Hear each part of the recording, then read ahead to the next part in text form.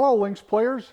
I'm Ole. I'm here with Jeff Cranford today, and we're continuing our exploration of the big question of life: why am I here? And today, Jeff, let's see if we can flesh out another reason, and that deals with we're here to please God. And I'm wondering if you've seen in your travels, I know I have, one of the reasons people take up golf is to seek the approval or to please maybe their parents or their spouse or someone else. Have you seen that, and what do you think of that as a reason for taking up golf? Yeah, there's nothing worse than having to, there can be good reasons, like I want to spend time with my spouse, therefore I've been provoked to take this thing up or whatever. And then sometimes people fall in love with it, but there's nothing worse than doing it just to please somebody else. In fact, it won't have any stickiness, you won't practice, you won't get better, and eventually that person will say, hey, why don't you quit anyway? So you really have to be motivated by, I think, a passion for the game. You have to have any sustainability anyway, Ole. Well, clearly you need that passion. And so in the context of we're here to please God, what does that look like? What does that mean? Yeah, I think a lot about John Piper. John Piper talked about finding our greatest joy in God. Why would that be? Because God created us. He brought us into this eternal Godhead. I think it's Eugene Peterson once that said to bring us into the cosmic dance. I mean, they were perfectly self-satisfied. They were beautiful within themselves, but for whatever reason, of which I can never really fully understand, God chose to create us. The Godhead created creation, made us image bearers, as we talked about 2 weeks ago. And now we were brought in to both be pleasing to God, to be brought into this relationship, and also to be pleased by our relationship with God. Now, the reaction to this is simple. Why would I please God? Again, it goes back to, well, what has Jesus done? And I think this is what we certainly get with Paul.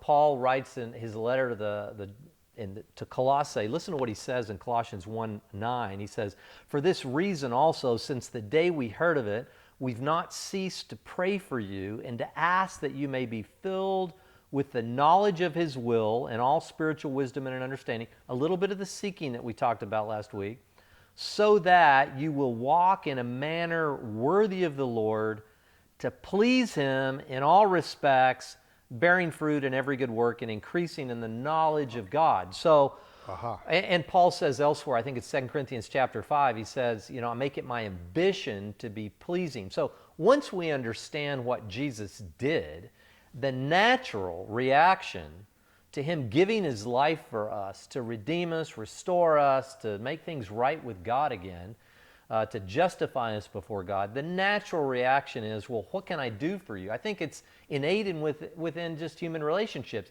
You do something for me, there's something in me that just says, well, I want to do something back reciprocally. Yeah, right. yeah. And as a result, I think pleasing God, once we understand what Jesus did, and then also understanding who we are, and it's natural.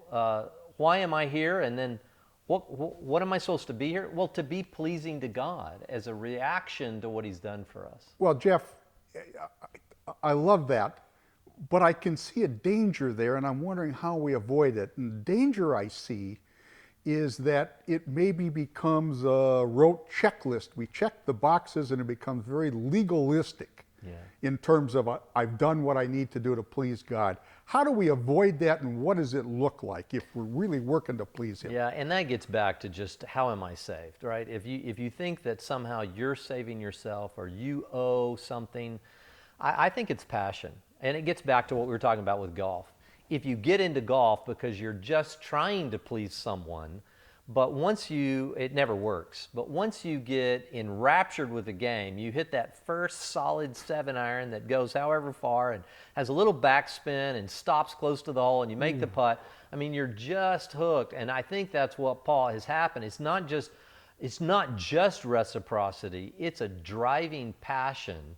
It is his ambition in 2 Corinthians 5, as we alluded to.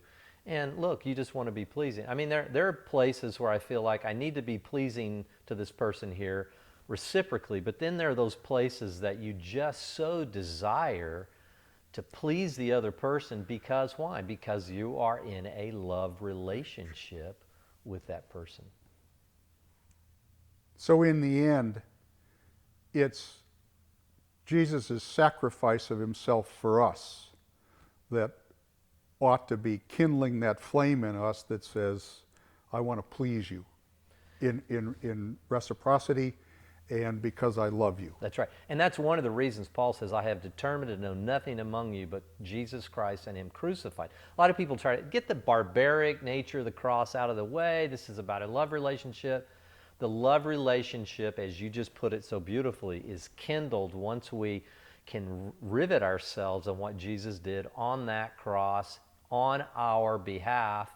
And it's not then just a reciprocity that's owed, although it is, but it's a passion and it's a love response to what he's done. Great. I just love that in terms of that whole notion of why we're doing this, Right. And what we have to do. Well, that's it for this week, folks. We look forward to seeing you next week when we'll look at another reason to answer the question of why am I here?